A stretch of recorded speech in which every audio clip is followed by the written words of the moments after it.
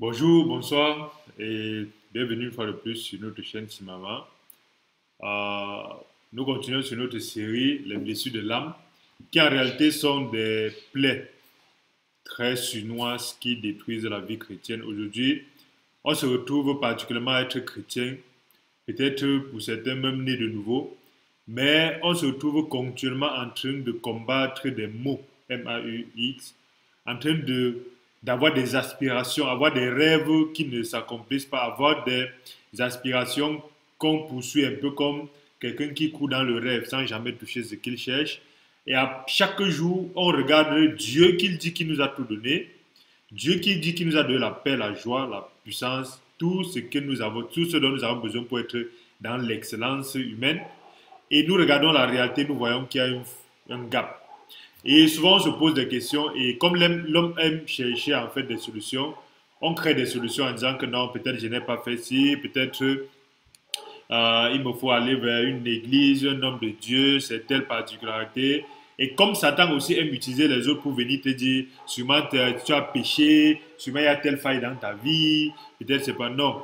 Le problème, c'est tout juste qu'on est venu dans la pureté en gardant des failles et des plaies. Nous avons vu des images justement qui avaient dans notre âme, il y avait des blessures qui sont des blessures de l'âme qui sont en fait une typologie de problèmes ou de maladies qu'on a dans notre âme et que chacun devrait identifier ses blessures. On a vu qu'il y a des failles de l'âme qui sont des fractures dans l'âme qui permettent en fait de faire échapper quelque chose ou de faire entrer quelque chose. Chacun devrait identifier cela. On a des trous de l'âme qui sont des plaies béantes de l'âme. Et tant qu'on ne fait pas ça, aucune prière, aucune invocation, aucune imposition des mains, aucune délivrance ne va justement nous sauver parce que c'est un problème personnel et c'est un problème personnel qu'on fait avec Dieu. Aujourd'hui, nous allons en réalité aller plus en profondeur pour voir l'impact des blessures de l'âme sur la vie chrétienne. Parce que si elles étaient là et elles étaient minimisées, un peu comme les pavillons. Les pavillons sont importants, mais généralement, il y a des études qui montrent en réalité que quelqu'un peut faire souvent 6 mois sans s'intéresser à ces pavillons. Ça veut dire que si c'était des choses qui sont là, qui sont importantes, mais qui n'ont pas d'impact, on aurait pu dire, OK, les blessures de l'âme, on étudie seulement et on passe à autre chose. Mais comme c'est quelque chose qui en réalité a des impacts concrets dans notre vie, nous devons faire attention et ouvrir les yeux sur les impacts et les conséquences de ces blessures-là, pour que ça nous pousse encore à aller en fait plus prendre le problème en bras le corps et travailler sur le problème. Parce qu'en réalité, la vie chrétienne a quelque chose d'assez particulier. Je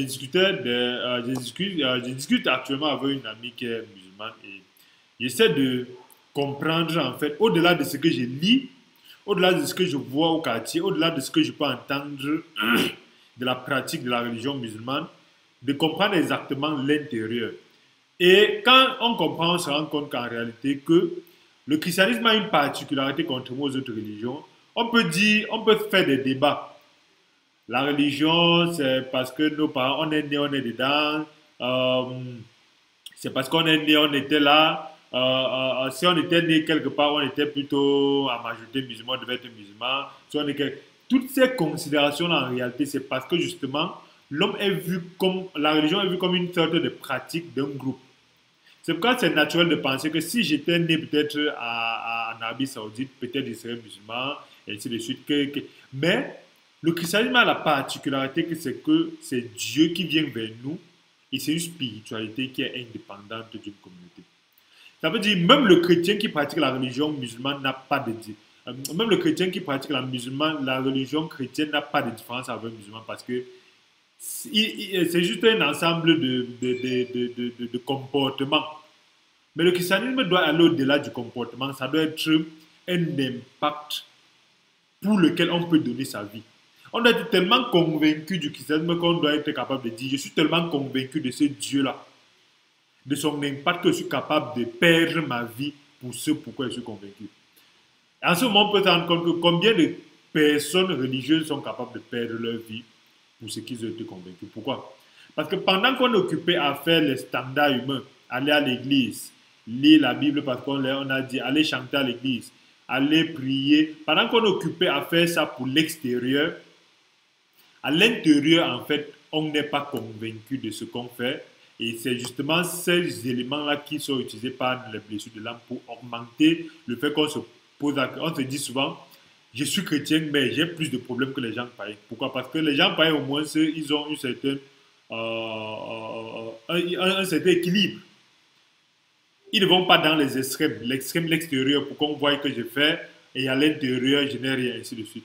Et dans ce cas-là, la chrétienté, en fait, est vraiment particulière. Pourquoi? Parce que montre-moi que tu es chrétien en me témoignant les miracles que Dieu a fait pour toi. Pas les miracles du genre, je vais aller en Europe, je vais avoir le mari, je vais avoir les enfants, je vais avoir la femme, la voiture. Non.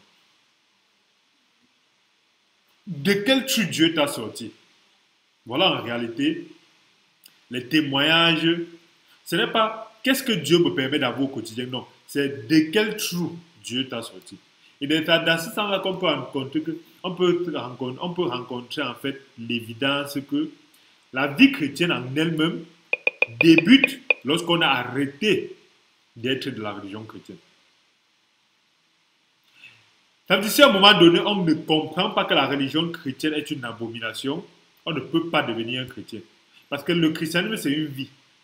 C'est pourquoi, justement, quand on parle de blessures de l'âme, les gens qui sont concentrés dans les choses religieuses ne peuvent pas comprendre, ils ne peuvent pas s'intéresser à ces choses-là.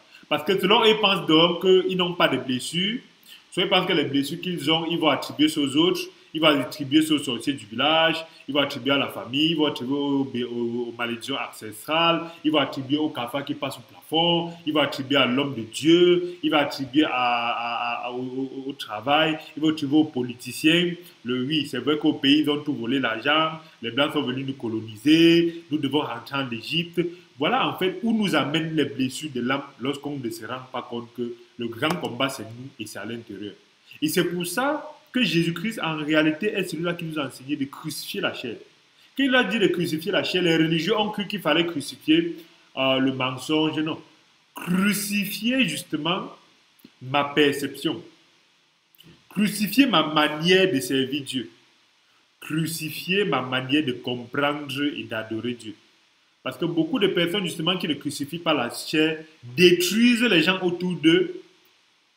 Parce qu'en réalité, ils pensent être en train de servir Dieu. Pourtant, ils sont en train de servir leur désir de vouloir montrer qu'ils sont plus spirituels que les autres. En allant à dimanche, on passe, en allant à l'église à dimanche, on passe devant un bar, on voit des gens sous. On s'en dit Dieu.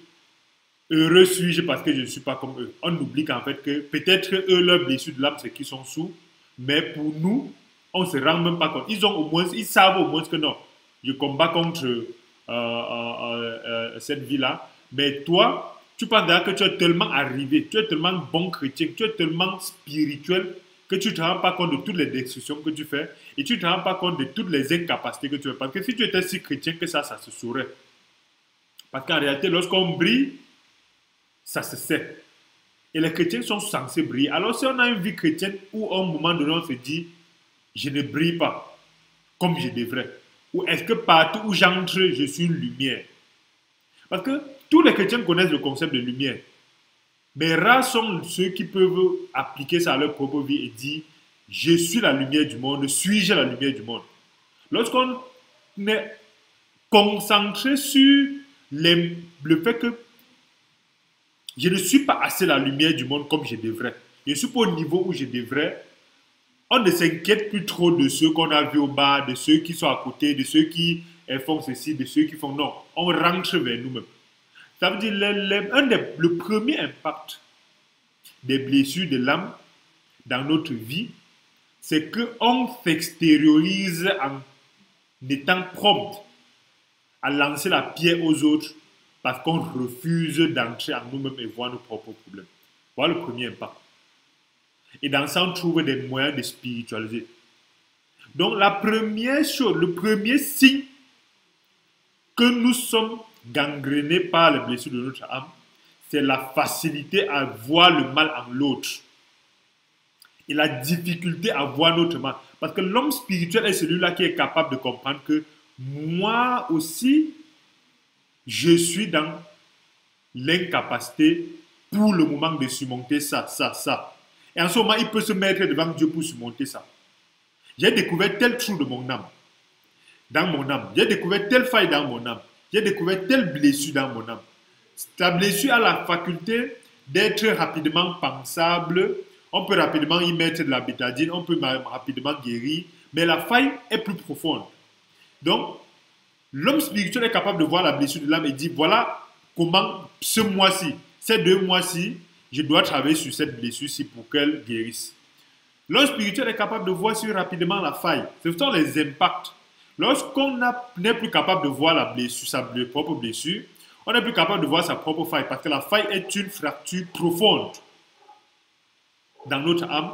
Lorsqu'on est incapable de voir notre trou de l'âme, on est prompt donc à voir le trou de l'âme de l'autre. On est prompt à voir le trou de l'âme, la fracture, la faille de l'âme de l'autre. Voilà justement ça, un élément qui permet que lorsqu'on n'a pas crucifié nous-mêmes notre facilité à voir les trous de l'âme de l'autre, on ne peut pas en réalité voir les nôtres. Si on n'a pas tué notre facilité à voir que c'est l'autre le problème, on ne peut pas ouvrir les yeux sur le fait que moi aussi, je suis le problème. C'est pour ça qu'il faut se méfier justement de ce type de... Face à un problème, il faut rapidement voir ce type de chrétien-là qui est prompt à chercher les versets parce que c'est particulier avec le christianisme d'aujourd'hui, non, la religion pseudo-chrétienne d'aujourd'hui, parce que les chrétiens sont totalement différents de la religion chrétienne. Ceux qui vont chercher le verset, parce qu'en réalité, pour quelqu'un qui a des trous dans son âme, on peut trouver les versets pour tout. Vraiment, on peut trouver les versets pour tout. Parce qu'en réalité, prenons cette période-ci où nous sommes en 2023, nous sommes l'avant-dernier jour de 2023. Lorsque nous avons parlé du fait que, tiens, tenez compte, rendez-vous compte du fait que Noël n'est pas une fête chrétienne. Noël ne devrait pas être fêté par un chrétien. C'est des chrétiens qui sont allés chercher dans la Bible des versets pour nous dire en réalité que même si on ne fête, oui, c'est une fête païenne, mais en réalité, ils ne fêtent pas comme les païens, mais pendant que les païens fêtent Noël, ils fêtent aussi Noël, mais ce qu'ils disent dans leur Noël, c'est que c'est l'anniversaire de la naissance de Jésus-Christ dans leur vie. Mais ils ne se rendent pas compte que le simple fait de participer à une cérémonie, même si tu participes en pensant autre chose, si la cérémonie est mal dirigée, si c'est une cérémonie naturelle, ok. Mais si elle est mal dirigée, tu es en train de servir en même temps les mêmes gens et les mêmes maîtres de la cérémonie, même si tu viens en disant que non, j'étais en train de regarder plutôt à gauche pendant que la cérémonie regardait à droite. Donc voilà un peu justement cette capacité-là de ne plus être en alerte. Le deuxième impact dans les problèmes, le deuxième impact des blessures de l'âme dans notre vie, c'est qu'on n'est plus aware, comme disent souvent les anglophones. On n'est plus en alerte, on a perdu la capacité de se rendre compte des évidences. Parce que le monde chrétien est devenu un monde de fake. C'est un monde où les gens pensent que c'est en montrant qu'ils sont habillés en blanc avec la Bible que, en réalité, on va croire qu'ils sont chrétiens. On commence par être d'abord chrétien seul, individuellement. Et lorsqu'on arrive à être stable, que c'est perceptible dehors. Même ta propre femme n'a pas à savoir que tu es chrétien. Tes propres enfants n'ont pas à pouvoir savoir que tu es chrétien. Au boulot, on n'a pas besoin de savoir que tu es chrétien. C'est lorsque tu as fini à l'intérieur de savoir toi-même et d'avoir muté. C'est que lorsque tu as fini de muter de l'homme charnel à l'homme spirituel, de l'homme religieux à l'homme chrétien, qu'en réalité, à l'extérieur, naturellement, tu ne montres pas, on voit. Mais beaucoup de personnes ne cherchent pas à muter à l'intérieur, mais ils disent que pour montrer que je dois être chrétien, je ne dois pas mentir, je ne dois pas voler, je ne dois pas faire ci, je ne dois pas faire ça. C'est vrai, mais ça ce sont des conséquences qui viennent justement après. Il y a quelque chose avant. Il ne faudra pas que tu montres aux autres des gens que tu ne vois pas les films où on embrasse les gens dans les films pornographiques, alors qu'à l'intérieur, toi, dans ton téléphone, tu as le film pornographique. C'est quand tu t'en fous de ce qu'on pense de toi. Tu travailles au quotidien pour que dans ton téléphone, tu n'aies pas de films pornographiques. Tu ne le fais pas parce que tu as peur que Dieu va te punir. Si tu es né de nouveau, tu tournes ça va tuer les religieux. Ça va vraiment leur faire beaucoup de mal. Si tu es né de nouveau, et je ne sais pas quel concours de circonstances, tu tournes un film porno, ça ne va pas retirer ton ticket pour le paradis. Tu vas aller au ciel. Lorsqu'on est né de nouveau, le Saint-Esprit en nous, en réalité, nous éloigne de certaines choses. Et c'est ce travail-là qui se fait dans le lieu secret. Ça sert à rien de montrer aux gens que tu ne voles pas les bonbons, tu ne voles pas les biscuits, alors que tu détournes les choses. C'est pour ça qu'arrête d'abord de détourner spirituellement en cachette. Même si en apparence on pense que non, tu voles les biscuits. Quand en cachette tu as arrêté d'être quelqu'un qui vole en cachette, automatiquement tu ne peux plus voler en public. Mais le problème c'est que les gens veulent montrer quelque chose en public, alors que ce n'est pas ce qu'ils sont en privé. C'est pour ça que le travail en privé est dur et c'est long. C'est un problème. Il y a certains problèmes que pour gérer en privé, on pleure, on prie à Dieu, on jeûne. Parce que ça nous dépasse, c'est dur. On aime ça, on ne veut pas lâcher. Donc ça sert alors que c'est plus facile de montrer aux gens qu'on a lâché et qu'on n'aime pas. C'est plus facile. Mais nous-mêmes, dans le lieu saint, il faut qu'on soit dégoûté de quelque chose avant de montrer en public qu'on est dégoûté. Donc, le deuxième impact des blessures de l'âme, c'est qu'on n'est pas capable d'avoir les sens. Parce qu'on est tellement concentré à montrer à l'extérieur ce qu'on n'est pas. Et c'est ça. Et dans ce cas-là, on n'est plus vrai. On vit un monde fake. C'est très important de comprendre cela. Pourquoi? Parce qu'en réalité, les œuvres de la chair créent des prédispositions naturelles qui nous permettent en fait d'être plus aptes à nier ce que nous avons fait de mal et accuser l'autre. C'est ça que vous allez voir même dans un échange de deux personnes. Quelqu'un va venir essayer de dire qu'on m'a fait telle chose, mais il va tellement démontrer comme l'autre est mauvais. Sans jamais dire, moi, voilà ce que j'ai fait. Voilà ce que j'aurais pu mieux faire. Et c'est dans ce sens qu'en regardant un peu dans Romains 7, le verset 14, nous pouvons lire là, en réalité, Paul. Dans Romains 7, pour ceux qui vont lire du début jusqu'à la fin, il y a une thèse de doctorat, parce que Romains c'est une thèse de doctorat, où Paul en fait ne parle pas du christianisme verbal, mais il parle des fondations et des canons en réalité qui font une bijection entre ce que Jésus-Christ a fait, ce que nous avons fait et nous pouvons faire, et où Jésus-Christ nous amène, et la vie que nous devons vivre après. Et je conseille vivement, lorsqu'on commence à vivre, à devenir spirituel, de commencer par les livres après les évangiles pour comprendre la vie de Jésus-Christ fait chair.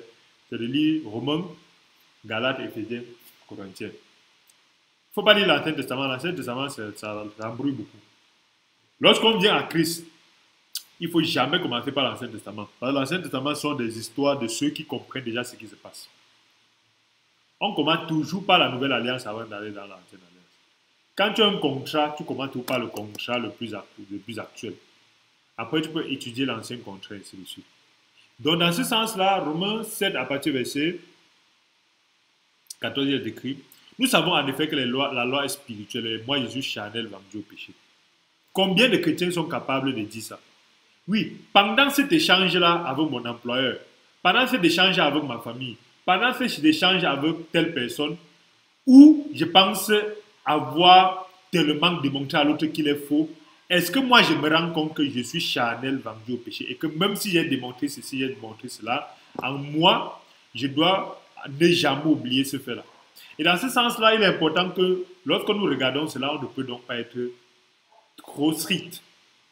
On doit être strict par rapport à ce que Dieu a dit, mais on ne doit pas être strict par rapport à ce que nous pensons. C'est dans ce sens-là qu'un jour, je discute avec un frère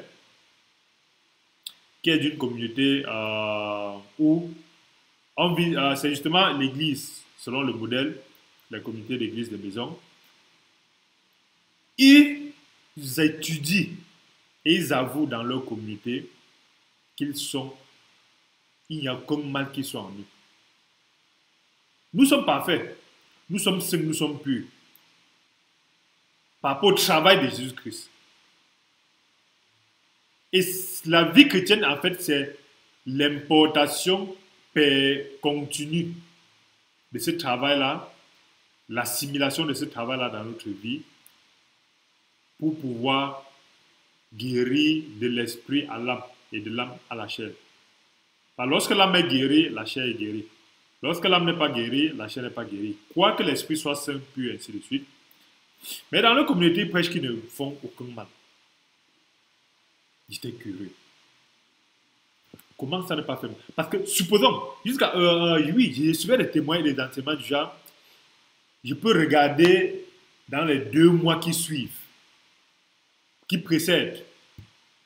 Je ne peux confesser aucun péché que j'ai fait pendant les 2 mois. Donc, il y avait ceux qui disaient que moi, c'est pendant 6 mois que quand je regarde 6 mois en arrière, il n'y a aucun péché que je vois. Quand je regarde, oui, moi, bon, c'est vrai qu'il y a 2 mois, j'ai fait quand même quelque chose de mal, mais à 2 mois en arrière, il n'y a aucun péché que je vois. D'autres 2 ans en arrière, il n'y a aucun péché que je vois. D'autres 2 semaines en arrière, il n'y a aucun péché que je me vois. J'étais choqué, mais je voulais comprendre. J'ai dit, ça veut dire que si on prend depuis le 1er décembre 2023 jusqu'à aujourd'hui, nous sommes le 30, en 32 jours, tu n'as rien fait de mal. Ils disaient oui, et ils sont convaincus. On parle des papas, des mamans, on ne parle pas des religieux, des gens nés de nouveau. On ne parle même pas des dénominationnels, on parle des gens qui fonctionnent selon le modèle. Et ils sont convaincus dans leur groupe comme ça. C'est pour ça que c'est extrêmement important de dénoncer, comme nous le faisons, la vie sectariste. La vie où on reste dans notre petit groupe et on s'uniformise et on fait nos choses comme on est habitué à faire et on ne communique pas avec les autres. Même si on communique pas avec les autres, c'est pour les montrer en quoi ils sont mauvais et nous sommes bons. Même quand on communique avec les autres, c'est même pas pour apprendre. Même quand, donc, les chrétiens, quand ils suivent d'autres chrétiens, c'est pour dire que finis vite, je te convainc que tu es mauvais. C'est dangereux.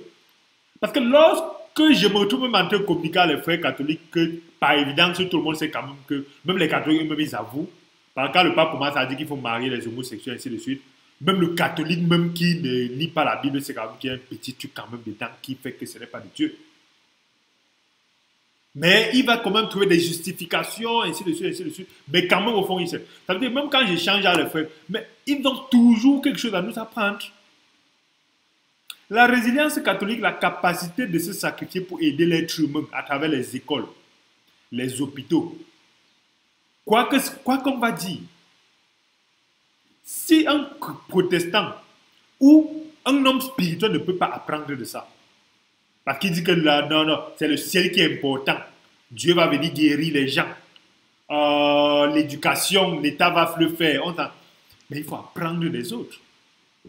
Donc, c'est un groupe religieux dans lequel des gens s'asseyent, ils sont uniformes entre eux. Ils définissent des dogmes qui font qu'ils passent ça comme des dogmes spirituels. Pourtant, ce sont des choses totalement sataniques, pas diaboliques. Pas satanique, c'est différent. Satan, c'est un gars frais, mignon, beau, blanc, ange de lumière. Le diable, en réalité, c'est un général de Satan qui est en fait le prince des démons connu.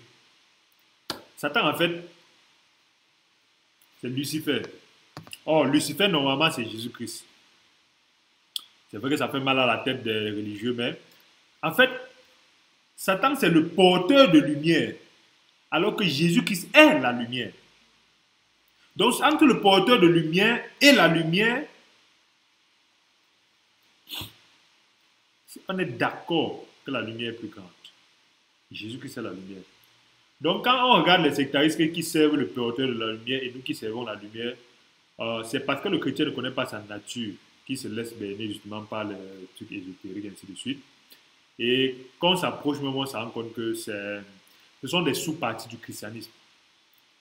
Parce qu'à l'université, nous avons été initiés à beaucoup de choses et nous avons fait ça avant que Dieu ne nous sauve, avant que Dieu n'ait pitié pour nous retirer de là. C'est vrai que ce sont des choses intelligentes, des choses qui semblent passionnantes. Ce sont des choses qui, et le réseau qui est à l'intérieur, puisque tu t'assois avec les grands de ce pays, tu ne vas pas taper la poitrine que c'est quoi. Et ils aiment aider leurs frères. C'est pas comme les chrétiens, quand on dit aime ton frère comme toi-même, et tu vois ton frère, ah, le frère là m'énerve trop, le frère là ne croit pas à tel verset comme moi, et je ne vais pas l'aider, il est à l'hôpital, tu passes, tu jettes. Les gars, dans les. Ben, c'est l'aide. Il te trouve l'avocat si tu as un problème ou d'autre. Un frère qui est avocat, il vient te soutenir sans regarder le derrière. Un frère qui est à la mairie, il signe ton document sans regarder le derrière. C'est pour ça que les gens aiment ces réseaux-là. Mais ce sont des sous-parties du christianisme parce que le chrétien est censé être en réseau et être dans des éléments, dans des endroits où il va faciliter la vie de son frère. Sans regarder, tu es de mon église, tu es de mon... C'est pour ça qu'on est devenu des religieux. Donc, c'est peut-être pour revenir pour dire qu'en réalité, lorsqu'on est dans des groupes fermés comme ceci, où on n'échange pas les autres, on se retrouve en train d'être convaincu qu'on ne fait pas de mal. Voilà les blessures de l'âme. Les blessures de l'âme, en fait, c'est d'aller dans la Bible, trier certaines choses et définir des doctrines. Et ce sont des prédispositions, justement, qui font que, lorsque Paul donc dit ici dans Romains 7, 14, il dit, nous savons en effet que la loi est spirituelle. Moi je suis charnel vendu au péché. J'avais présenté ce frère-là, parce que ce n'est pas une personne, c'est tout un groupe d'églises de maison qui disent qu'ils ne pêchent pas. Peut-être nous autres, peut-être on n'a pas atteint leur niveau, mais pour le moment, nous tombons, nous nous relevons par la grâce de Dieu. Et je lui dis, frère, quand je lis Romains, je ne sens pas ça. Paul dit que lui-même, le grand Paul, qui est monté au ciel, parce qu'il y a 7 ciels, il y a le niveau. C'est vrai que quand les gens ésotériques, ils prennent ça, ils font des invocations, tout, on pense que c'est... Non, c'est du christianisme. C'est que les chrétiens ont laissé ça. Parce que, quand on parle du livre d'Enoch en chrétien, on va dire que non, c'est un livre apocryphe. Un chrétien qui le lit d'Enoch est différent d'un autre chrétien qui lit le livre d'Enoch.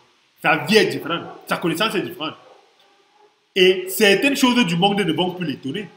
Quand quelqu'un va venir te dire que j'ai invoqué un ange, les bébés chrétiens, quand on va invoquer un ange qui en fait c'est un démon, tu vas voir une puissance devant toi. Faire quelque chose d'extraordinaire. Quand tu vas rentrer, tu vas dire, depuis que je suis petit, le genre de chrétien qui fait là n'a pas ça. Peut-être c'est dans le secte qui a tout.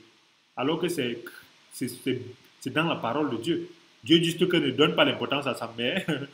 Lorsqu'on est spirituel, on voit tous ces choses. En tout cas, il y a un tournoi de sujet sur Simama où on parle de ça.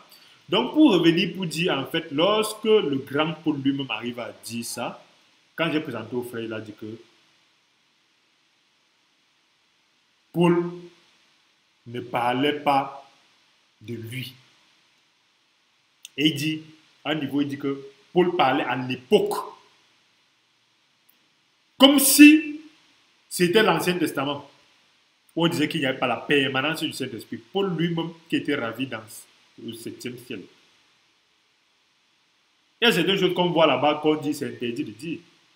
Puisqu'au 7e ciel, il y a beaucoup de choses qui sont là, mais moi je ne peux pas, je ne connais pas tout, je ne connais pas tout, mais je ne peux pas parler de ça à ceux qui ne sont pas si spirituellement.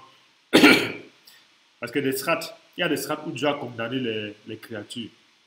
Tu ne quitteras. L'homme est condamné sur la terre. Dieu a donné la terre. Il y a la terre Oikumene, la terre Eon, la terre Di. Ces 3 terres-là, Dieu a donné à l'homme. C'est pour ça que si l'homme veut dominer quelque chose sur la terre, l'homme va le faire. Mais pas dans la mer, parce que Dieu a donné la mer à d'autres entités qui y sont. C'est pour ça que l'homme ne peut pas aller dans... Par même la pression derrière, l'homme n'a pas pu exploiter ou explorer 5% de la mer. 5% l'homme n'a pas pu, parce que Dieu n'a pas permis. Et Dieu ne va pas le permettre. Oh, il y a des gens dans la mer. Au-dessus de nous, il y a d'autres cieux. C'est pour ça que les démons, ils sont là. Et il y a d'autres cieux, il y a les démons, d'autres les anges, d'autres de tout. Et c'est dans ce sens-là, en réalité, que lorsqu'on ne connaît pas ces choses-là, on peut venir parler d'un christianisme où on circonscrit en disant que c'était et ainsi de suite. Et en ce moment, on peut simplifier la puissance de Paul avec son Saint-Esprit, avec tout ce qu'il a dit. Pourquoi? Parce que le frère, ils disent que Paul ici, dans Romains 7, c'était avant. Alors que c'est expliqué. Nous savons en effet, verset 14, que la loi est spirituelle, mais moi je suis charnel vendu au péché, car je ne sais pas ce que je fais, je ne fais pas ce que je veux, je fais ce que je hais. Il dit que c'était à l'époque et qu'aujourd'hui, comme ça ne s'applique plus à lui.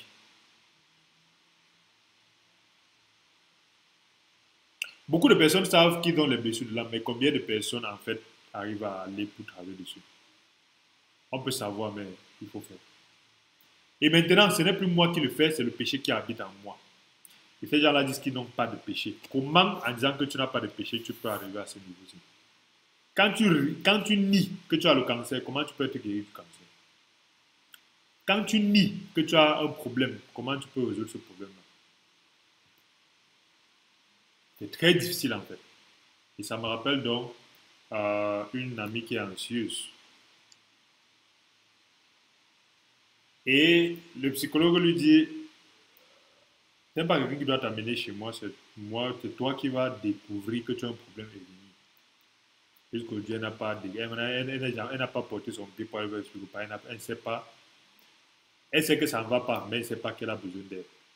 Et c'est dans ce sens-là, tant que tu ne reconnais pas que tu as besoin d'aide, tu ne peux pas demander de l'aide. Les gens qui disent qu'ils n'ont pas de péché. Nous ne sommes pas pécheurs. Parce que Jésus qui nous a purifiés une fois pour toutes, on a des péchés.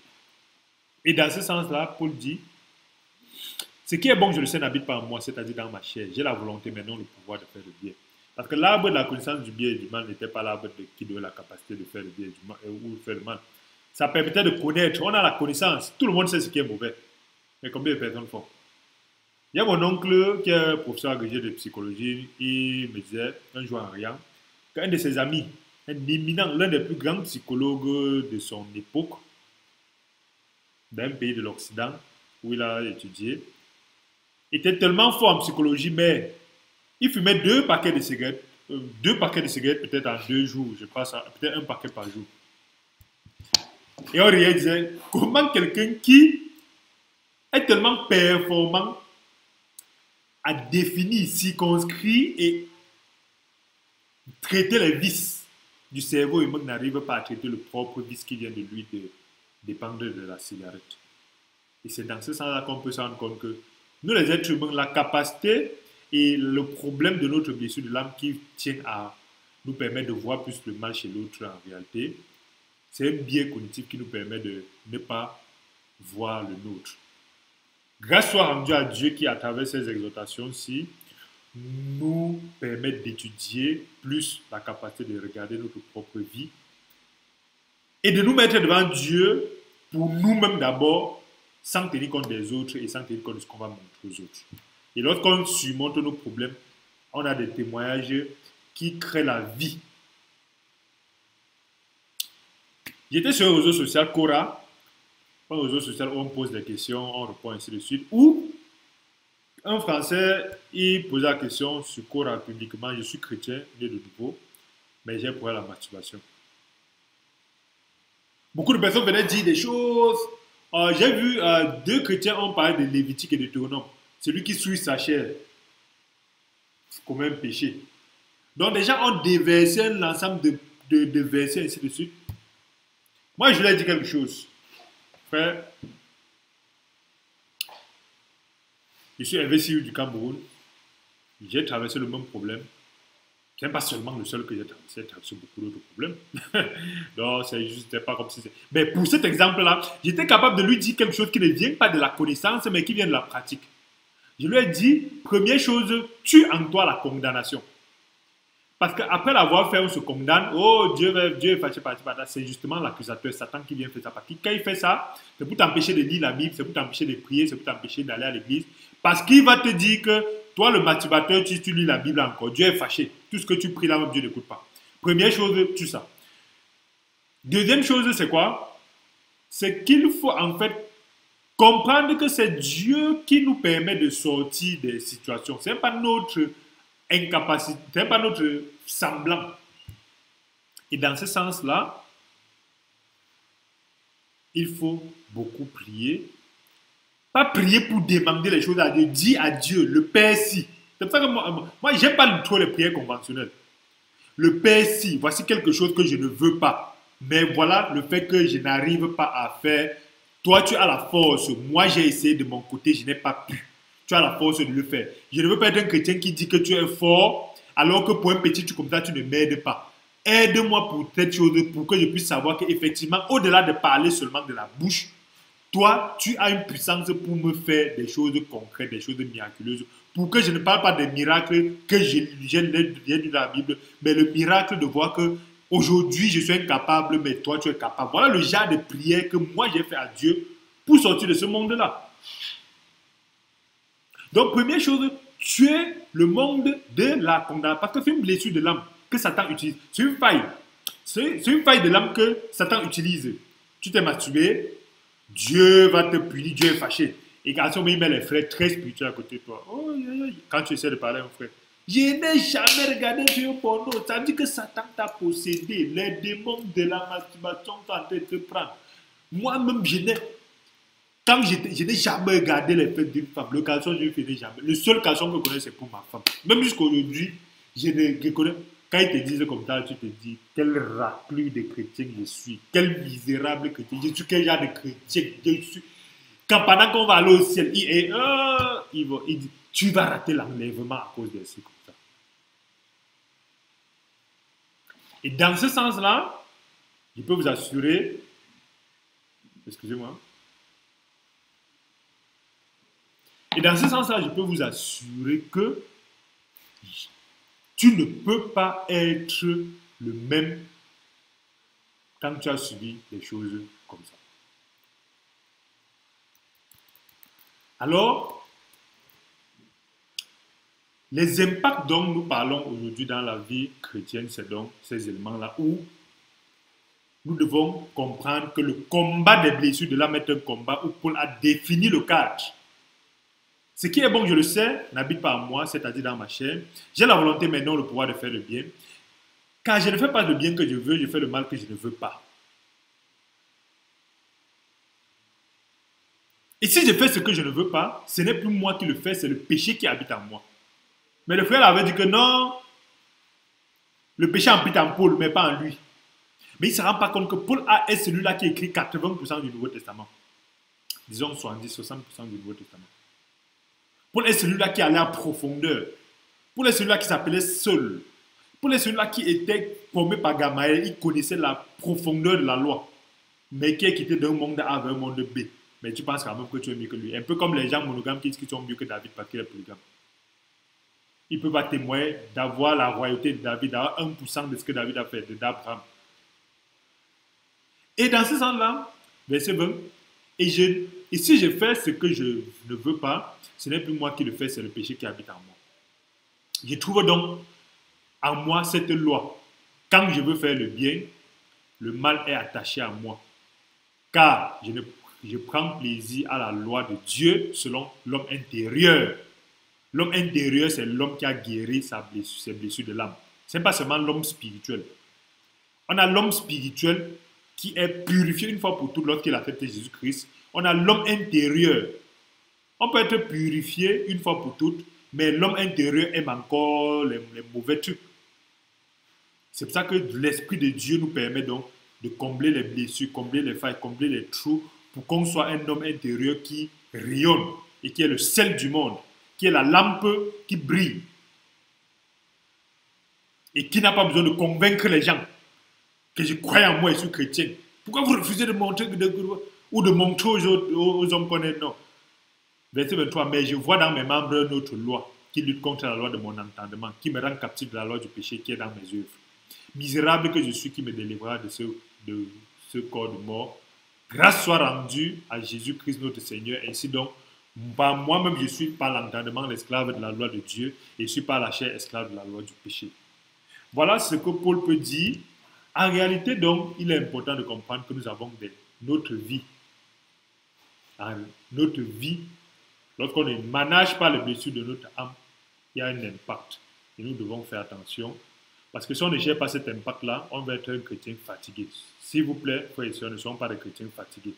Deuxième chose, si on ne gère pas cet impact-là, on va être des chrétiens prompts à accuser les autres sans jamais voir que nous-mêmes nous sommes le problème. Même si tu arrives à ne pas faire le mal, je ne sais pas comment. Oui. Est-ce que tu es capable d'être la lumière de... Est-ce que tu es la lumière de ton pays? Est-ce que tu es la lumière de ton village? Est-ce que tu es la lumière de ton époque? Supposons que tu as pu ne pas... Parce qu'il ne faut pas être un petit misérable d'un quartier qui est convaincu qu'il ne fait rien de mal. Jésus attend qu'on soit la lumière. Est-ce que tu es la lumière? Au moins c'est ça dont tu as péché.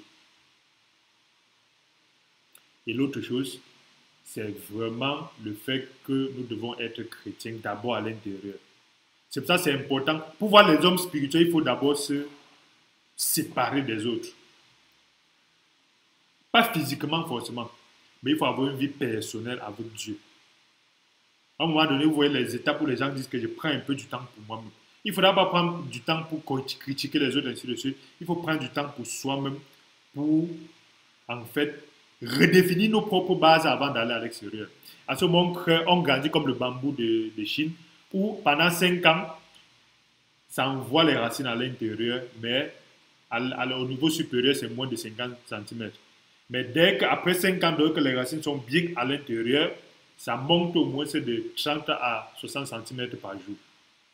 Merci d'avoir écouté, merci. Et pour ceux qui ne sont pas encore, ça nous ferait plaisir de vous abonner, de partager la vidéo. Ça peut aider un frère, une soeur à regarder les blessures de son âme et à prendre en main, en cette nouvelle année qui est en train de venir, 2024, prendre en main nos blessures de l'âme, ça a plus de valeur que de parler, c'est mon année de libération, c'est mon année de victoire, ainsi de suite.